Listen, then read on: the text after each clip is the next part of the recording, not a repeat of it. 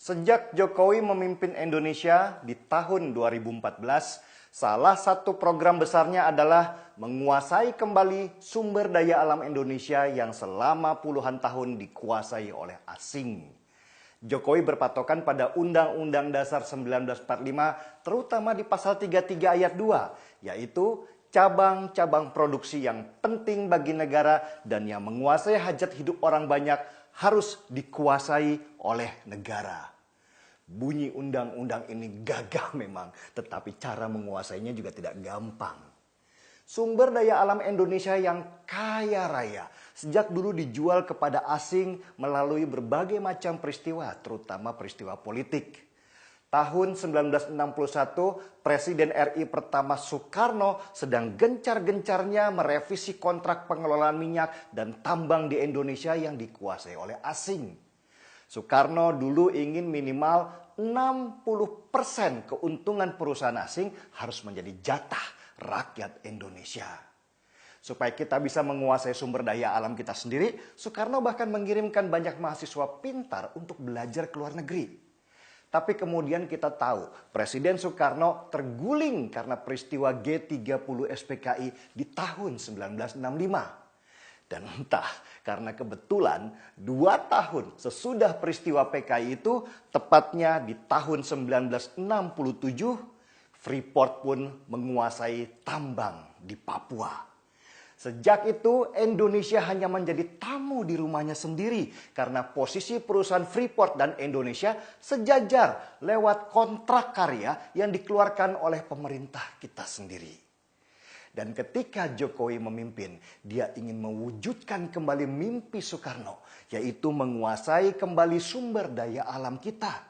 Tapi itu juga tidak mudah karena Indonesia harus berhadapan dengan dunia internasional kalau mengambil alih semua penguasaan itu dengan sembarangan.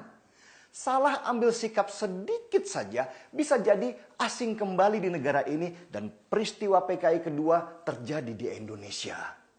Jokowi bermain cerdik dan legal. Kontrak-kontrak karya yang membuat banyak perusahaan minyak dan tambang asing menjadi raja di rumah kita diubah menjadi hanya izin usaha penambangan khusus atau IUPK.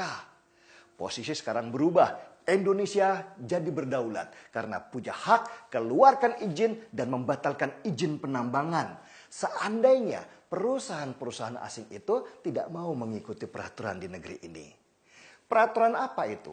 Salah satunya adalah perusahaan asing di Indonesia harus melepas sahamnya ke pemerintah Indonesia. Pelepasan saham sebagian dari perusahaan asing ke Indonesia ini disebut dengan divestasi.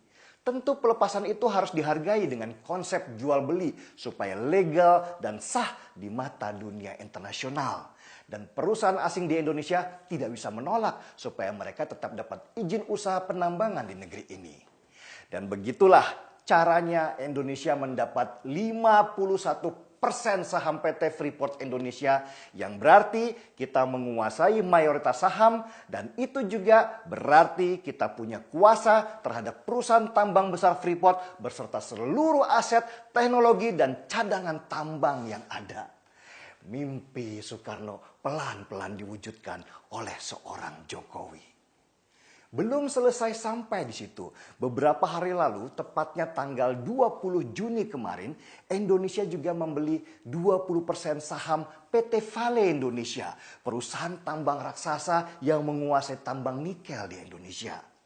Model penguasaannya sama dengan Freeport. PT Vale Indonesia dipaksa menandatangani perjanjian untuk melepas 20% sahamnya kepada pemerintah Indonesia kalau mereka ingin izin usaha tambangnya diteruskan. Meski konsepnya memaksa, tetapi Indonesia tetap bermain dengan cara legal dan sesuai aturan internasional, yaitu dengan cara membeli, bukan merampas sewenang-wenang.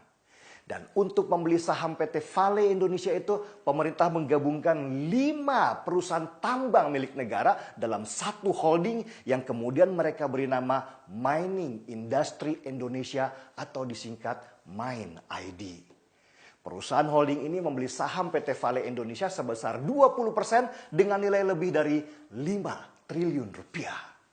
Dengan masuk menjadi pemilik saham di PT Vale Indonesia, maka pemerintah punya hak untuk ikut mengendalikan arah kebijakan perusahaan. Sudah selesai sampai di situ? Belum.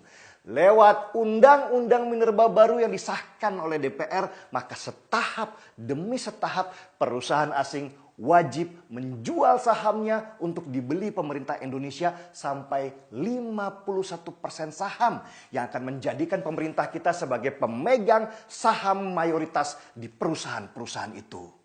Sesudah PT Freeport, kemudian PT Vale yang bergerak di tambang nikel. Lanjut, ada 5 perusahaan tambang lagi yang akan dibeli oleh Indonesia karena kewajiban divestasi saham itu. Ngeri kan? Ngerilah. Indonesia sekarang bukan lagi anak kecil yang bisa diam karena dikasih permen. Para mafia yang bermain komisi di masalah tambang ini dihabisi dengan menguasai mayoritas saham di perusahaan-perusahaan besar tambang itu. Maka setahap demi setahap mimpi Soekarno, Presiden pertama Republik Indonesia, akan terwujud segera. Dan amanat Undang-Undang 45 pasal 33 ayat 3 yang berbunyi, bumi dan air dan kekayaan alam yang terkandung di dalamnya dikuasai oleh negara dan dipergunakan untuk sebesar-besarnya kemakmuran rakyat akan terbukti. Jokowi memang bukan anak biologi Soekarno, tetapi sudah jelas dia adalah anak ideologis yang paling menyerupai dalam bentuk visi bagaimana negeri ini kelak ke depan. Lalu apa yang harus kita lakukan? Ya jelas, kita harus menjaganya, menjaga cita-citanya, menjaga mimpinya, dengan juga menjaga tongkat estafet yang nanti akan diserahkan kepada calon pemimpin yang mempunyai visi yang sama.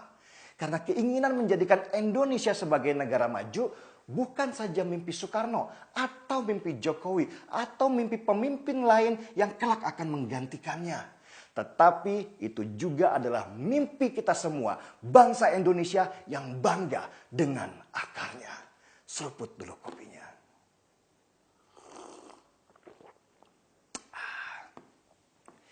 Mari kita bongkar semua. Saya Denny Siregar, kita di acara Timeline.